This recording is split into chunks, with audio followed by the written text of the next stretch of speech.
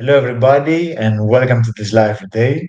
Today, we're going to talk more about the difference between someone having a loud voice on the shop floor and someone that's more bureaucratic, and the more proactive approach when someone has data and has right and is not trying to impose himself, is not trying to slow down everything so that he feels safe, but he is going on a proactive way to solve the problems with having information and with having proof. So let's jump quickly to my screen and to see this today live.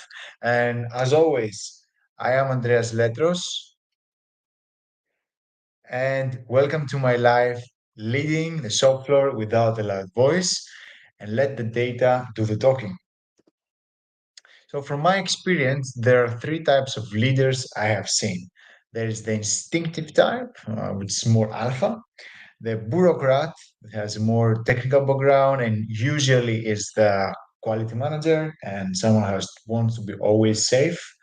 And there is the proactive, which is someone that is practical and he has no fear to show himself on the shop floor, but he's always sure that he has the answers and he listens to the data.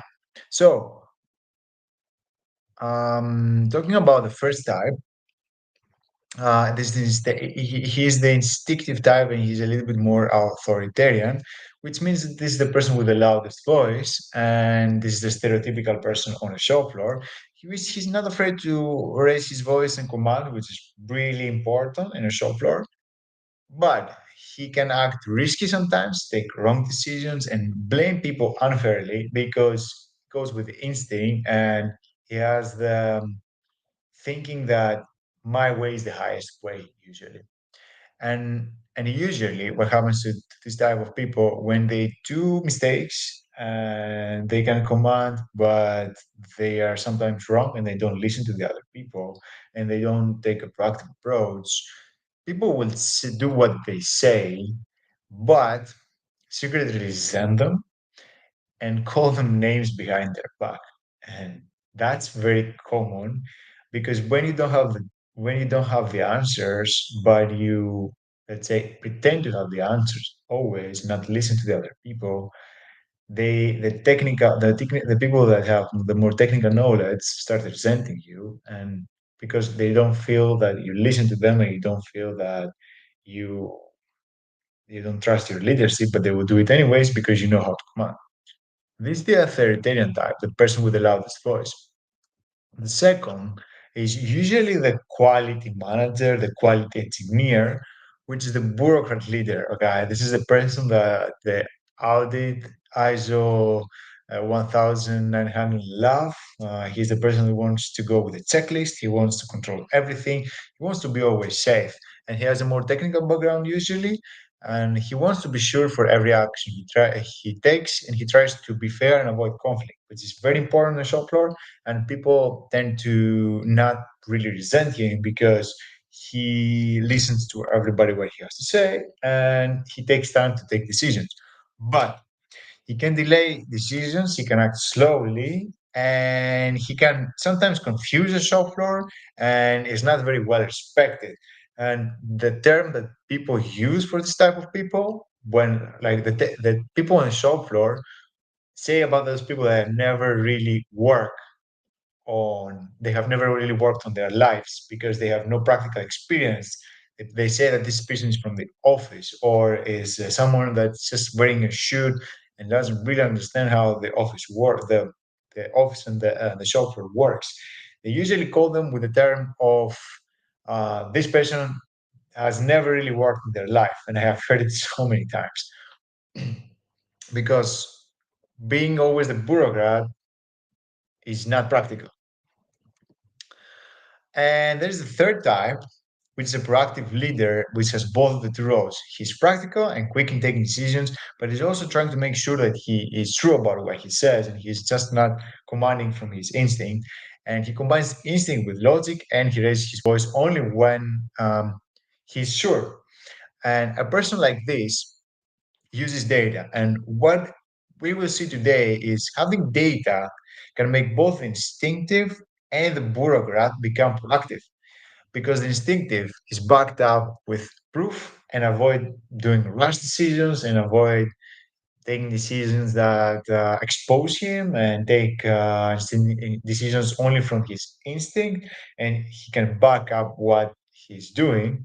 And the bureaucrat can act fast and more decisively and avoid wasting time and avoid doing more than he should. And basically, in 2025, it is easier than ever to collect data from the shop floor. And so anything less than being a proactive leader is mediocrity. Because 30 years ago, it was impossible to take data from the shop floor. It was more difficult to collect information. There were not so many tools to do that.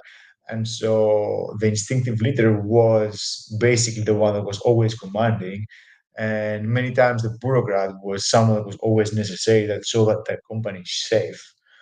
But now the things have changed. It's easier than ever right now to collect data from the software. It's easier to do it with less money as possible, with less investment as possible. There's so many tools out there, and usually all the modern machines have a way to collect data, and visualization is easier than ever right now. So if someone is not proactive leader is is a mediocre because he doesn't want to improve.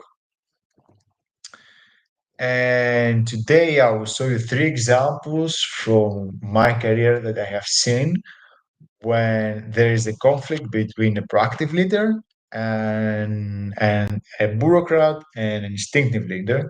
And I will show you how the proactive leader always was always able to outsmart the other two. And I hope these three examples make you understand how important it is to use the data, may help you um, do some investments, and may help you turn into a proactive one and understand that having the loudest voice is not always the best option in 2023. Maybe it can work. It can work when you are maybe in the shop floor and you talk to um, operators, but it will not work forever. So, example number one, dealing with machine alarms, end of line defects, and deciding what to block. So basically, this is an example for mechanical machine. When the parameters went off limits, there was an alarm that went off. And an instinctive leader assumed that there was no problem there. And so what he did, he said he didn't want to stop the production because he was in a hurry. So he bypassed the alarm and kept things running.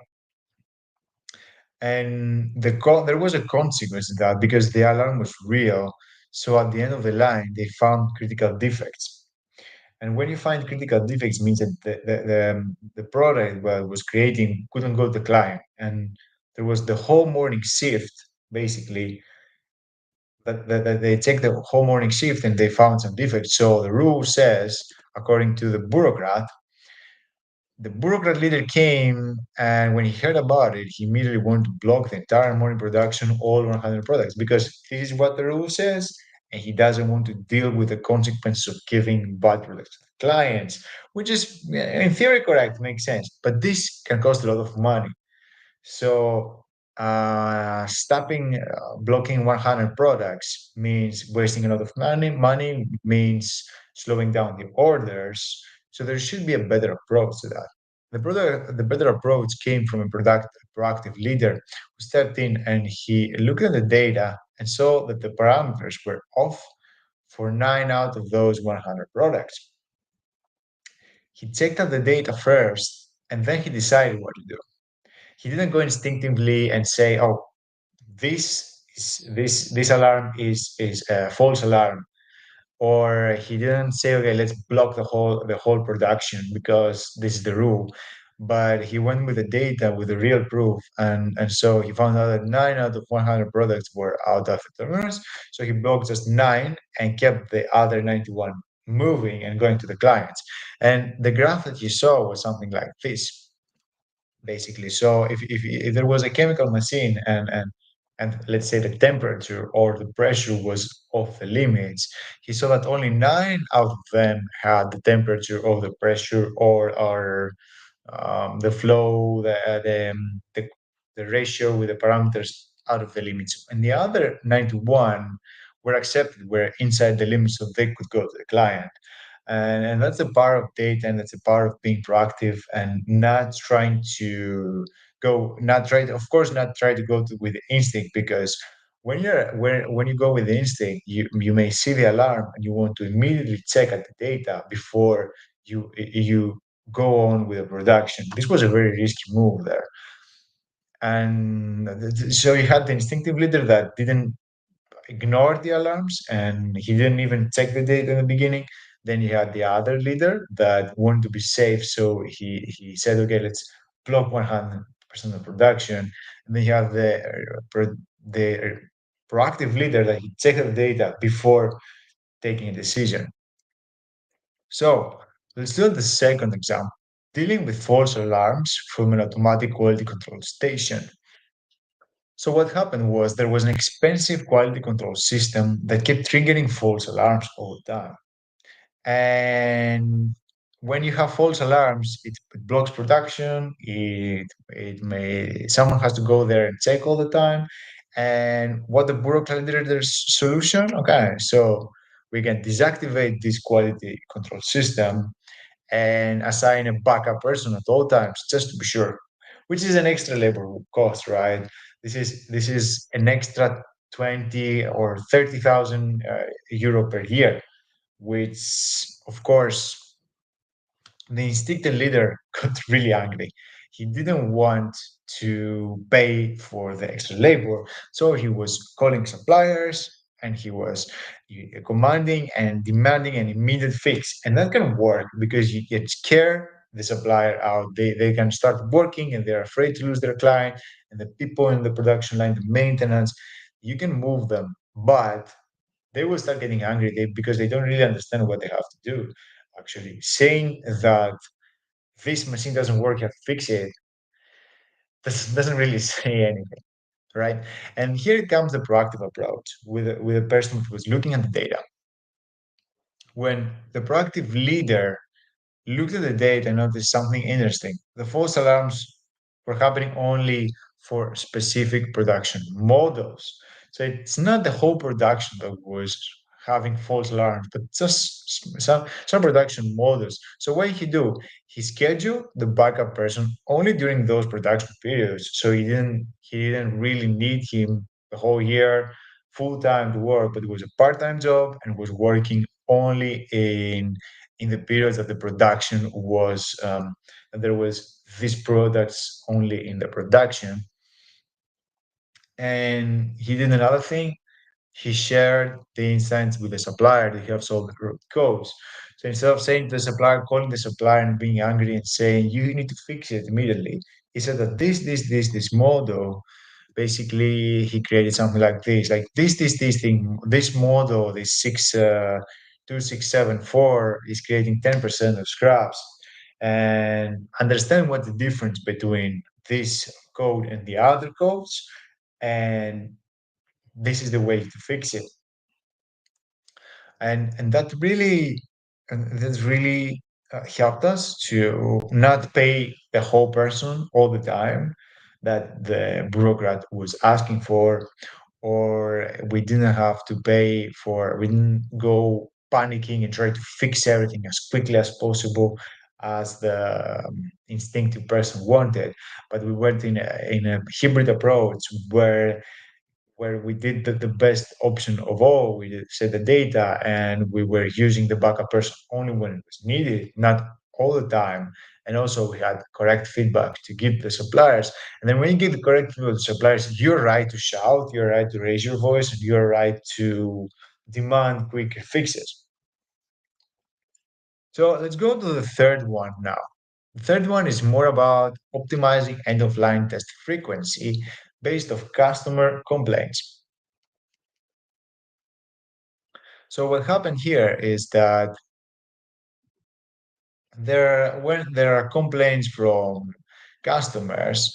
And the bureaucrat leader's reaction was to increase the end of line testing rate from 6% to 8% that we reduce the risk of some customers to to go to reduce the risk of the products to go to the customers. And what that meant was that you have to hire one more person to do that.